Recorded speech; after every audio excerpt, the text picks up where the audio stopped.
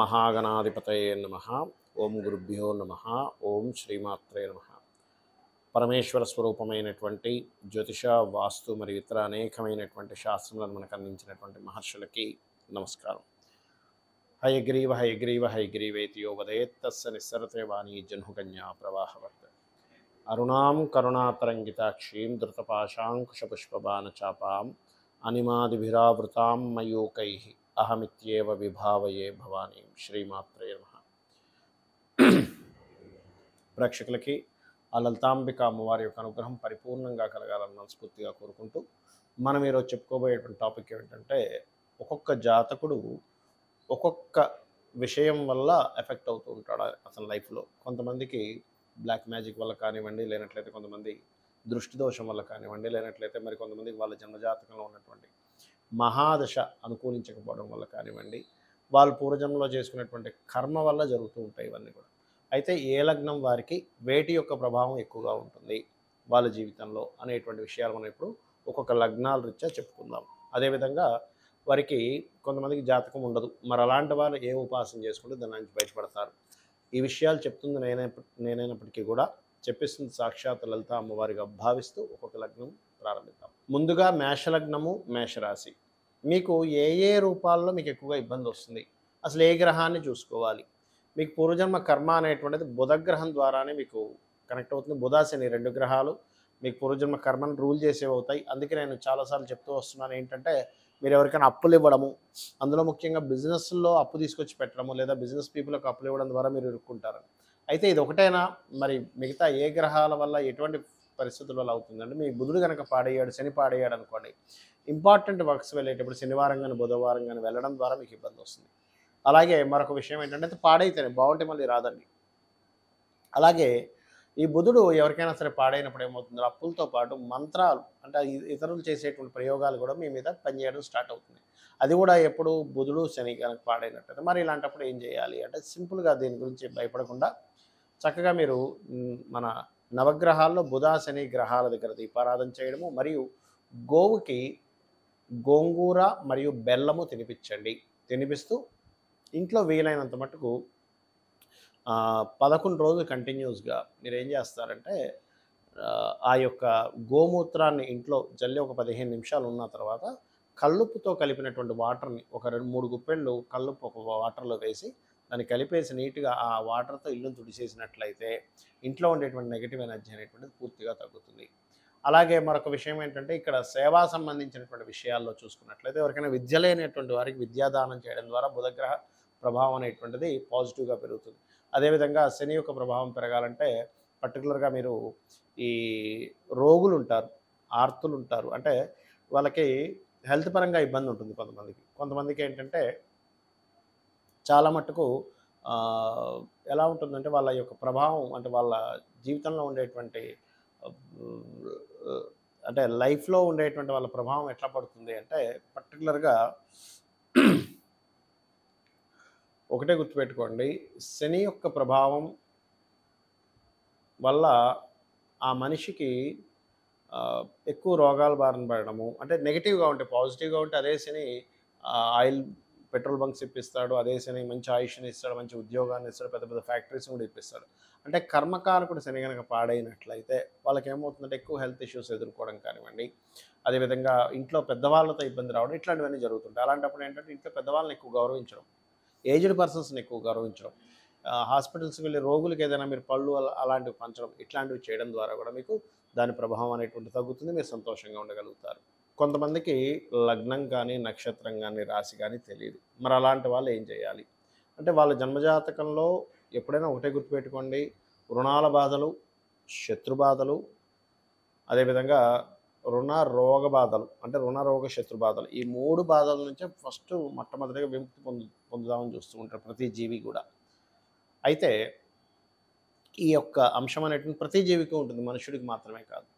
మరి ఈ జాతకం తెలియనప్పుడు ఏం చేయాలి అంటే, సూర్య ఆరాధన అన్నిటికంటే ముఖ్యమైనటువంటి సూర్య ఆరాధన చేయండి.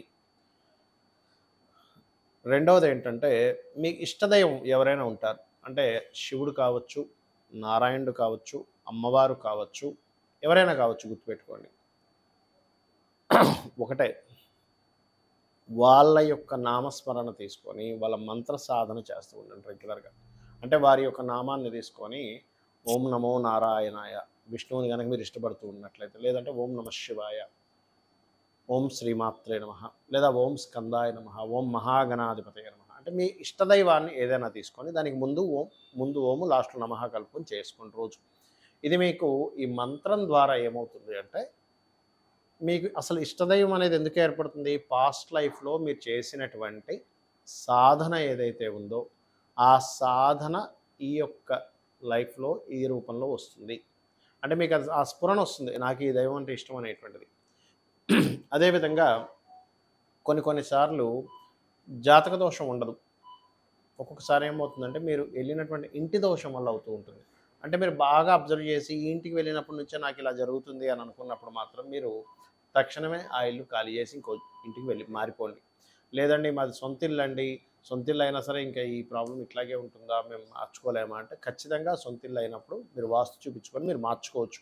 అందులో ద్వారం నిర్మాణం వల్ల ఏదైనా మీకు ఇబ్బందులు వస్తున్నాయా, లేనట్లయితే లోపల ఏదైనా బాత్రూమ్స్ లెట్రిన్స్ సరైనటువంటి ప్రదేశాల్లో లేవా, లేనట్లయితే ఒక్కొక్కసారి చిన్న చిన్న దోషాలు ఉంటాయి. అంటే ఇంట్లో వేసే రంగుల మీద కూడా దాని ప్రభావం ఉంటుంది. ఇంట్లో వాడేటువంటి వస్తువులు పెట్టకూడని ప్రదేశంలో కొన్ని వస్తువులు పెట్టి వాడడం వల్ల, అదేవిధంగా ఫుడ్ తినేటువంటి ప్రదేశం మనకి వాస్తులో పశ్చిమే భోజనం చేయవా అని చెప్పడం జరిగింది. ఆ రకంగా మరికొన్నిసార్లు ఏమవుతుందంటే కొన్ని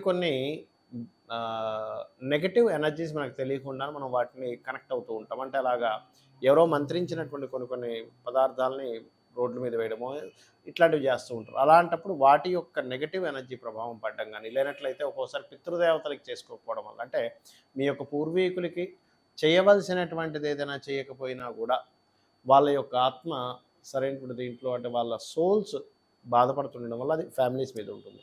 అలాంటప్పుడు మీకు కొంతమందికి ఎలా ఉంటుందంటే చేయాలని ఉంటుంది వాళ్ళకి, కానీ వాళ్ళ మరణించినటువంటి తేదీలు కానీ, లేనట్లయితే తిథులు కానీ తెలియవు. అలాంటప్పుడు తేదీ తెలిస్తే మనకి సిస్టంలో కొడితే ఏ తేదీ ఏ నక్షత్రం ఏ తేదీ నాడు జన్మించారు అనేటువంటి తెలుస్తుంది. అలా కూడా తెలియనటువంటి వారు కనీసం అమావాస్య నాడు వారి పేరు మీద స్వయం పాకం ఇవ్వండి, గుర్తుపెట్టుకోండి. అలాగే మరొక విషయం ఏంటంటే, ఇక్కడ చూసుకున్నట్లయితే ఈ మరి కొంతమందికి ఎవరో ఏదో చేశారు అనేటువంటి ఒక అపోహ కానివ్వండి, ఒక్కొక్కసారి ఊహించుకుంటారు, ఎవరో మాకేదో బ్లాక్ మ్యాజిక్ చేశారు, మా చుట్టాల్లో ఎవరో మా మీద ఏదో ప్రయోగం చేశారు. 99% ఆఫ్ కేసెస్లో అసలు అట్లాంటివి జరగవు. ఊహించుకోవడం ఎక్కువగా ఉంటుంది. లేదండి నిజంగానే అవతల వాళ్ళు అట్లాంటివి చేస్తున్నారు అని అనుకున్నప్పుడు సున్నాల పన్నం అని ఒకటి ఉంటుంది. మీరు యూట్యూబ్లో కొడితే వస్తుంది. సున్నాల పన్నాన్ని కనుక మీరు ఇంట్లో ప్లే చేసిన అట్లాంటి ఏమైనా దుష్టశక్తులు, అట్లాంటి నెగిటివ్ ఎనర్జీస్ ఉంటే తొలగిపోవడం జరుగుతుంది. అయితే సర్వసాధారణంగా మనకి నిజంగా వచ్చే నెగిటివ్ ఎనర్జీస్ కంటే మనంతట మనం ఎక్కువగా క్రియేట్ చేసుకుంటూ ఉంటాం. మన ఆలోచన విధానంతో, మన యొక్క అనవసరమైన నెగిటివ్ ఫీలింగ్స్తోని, నెగిటివ్ రిలేటెడ్ సంబంధించిన దాంతో అనవసరంగా క్రియేట్ చేసుకొని అనవసరంగా ఆ రకంగా మనం దాన్ని పాడు చేసుకుంటూ ఉంటాం. కాబట్టి ఈ యొక్క విషయాల్లో ఇటువంటివి మీరు మెయిన్గా చేస్తూ ఉండండి. అదేవిధంగా మరొక విషయం ఏంటంటే, ఇక్కడ గమనించుకున్నట్లయితే వీటితో పాటు ఇక్కడ ఈ లగ్నం వారికి, ఈ రాశి వారికి అనేటువంటిది స్పెసిఫిక్గా ఉంటుంది. వారు మాత్రం ఆ లగ్నము, ఆ రాశి, ఆ నక్షత్రం తెలిసిన వారు మాత్రం ఇప్పుడు నేను చెప్పినటువంటి వీడియోలో ఏదైతే మొదట్లో చెప్పాను దాన్ని మీరు ఫాలో అయితే కూడా సరిపోతుంది. ఇక కొన్నిసార్లు ఏమవుతుందంటే దశ బాగోదు, అంటే మహాదశ మారినప్పటి నుంచి ఇబ్బంది వస్తుంది. అలాంటప్పుడు ఆ మహాదశ నాదుడికి వెళ్ళి మీరు ఆ గ్రహానికి చక్కగా మీరు దీపారాధన చేయడము, లేనట్లయితే ఆ గ్రహ సంబంధించిన దానం ఇవ్వడం చేయండి. గోశాలకు రెగ్యులర్గా వెళ్తుంటే కూడా మీకు ఉండేటువంటి పూర్వజన్మ కర్మ అనేటువంటి తొలగుతుంది. గోశాలకు వెళ్ళి ప్రధానంగా మీరు బెల్లం గోవులకు తినిపించడము, అదేవిధంగా ఎక్కువ అప్పులు ఉన్నటువంటి వారు గోవుకు తినిపించి ఓం అపర్ణాయ నమః అనేటువంటి మంత్రాన్ని గోశాలలో కనీసం ఒక 40 నిమిషాల నుండి కనుక చేస్తున్నట్లయితే త్వరగా మీ అప్పులు తీరేటువంటి ఛాన్సెస్ ఎక్కువగా పెరుగుతాయి. అదేవిధంగా మరింత ఎక్కువగా శనికి సంబంధించిన దోషాలు ఎక్కువగా ఉన్నాయండి, చాలా పీడన అనుభవిస్తున్నాం అనుకునేటువంటి వారు మూకుల్లో ఒక నూనె వేసి ఆ నూనెలో మీ ఫేస్ని చూసుకొని ఆ నూనెని శివాలయంలో దీపారాధన కోసమని ఇవ్వండి. ఇచ్చినట్లయితే మీకు ఆ దోషం అనేటువంటి తొలగుతుంది. ఇది కూడా శనివారం చేయండి. ఖచ్చితంగా మరింత ఎక్కువ దోషాలు ఉన్నాయనుకునేటువంటి వారు లలితాసహస్రనామాల్లో ఓం అనాకలిత సాదృశ్య చుబుక శ్రీ విరాజితాయే నమః అనే నామస్మరణ చేయండి. ఖచ్చితంగా అన్ని విధాలా బాగుంటుంది. శ్రీమాత్రే నమః.